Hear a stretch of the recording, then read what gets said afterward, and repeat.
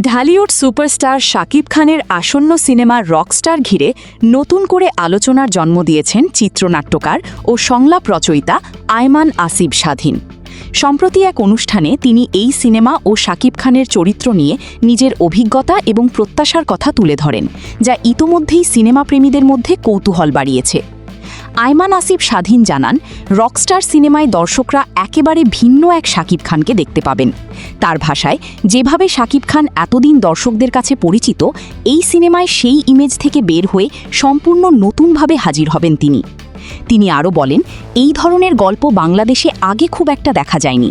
সিনেমাটির গল্প, ভিজুয়াল উপস্থাপনা এবং অভিনয়ের সমন্বয়ে নতুন কিছু অভিজ্ঞতা পেতে যাচ্ছেন দর্শকরা। বিশেষ করে শাকিব খানের অভিনয় এই প্রজেক্টে ভিন্ন মাত্রা যোগ করবে বলেও বিশ্বাস করেন এই লেখক। চিত্রনাট্যকারের মতে, রকস্টার টিম পুরোপুরি প্রস্তুত একটি মানসম্মত কাজ উপহার দেওয়ার জন্য।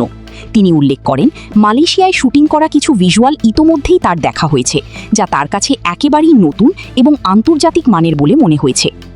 আয়মান বলেন, আমার কাছে মনে হয়েছে এই ধরনের ভিজুয়াল বাংলাদেশে আগে কখনো হয়নি। তার এই বক্তব্য থেকেই বোঝা যাচ্ছে সিনেমাটির নির্মাণে ভিন্নতা আনার চেষ্টা করা হয়েছে।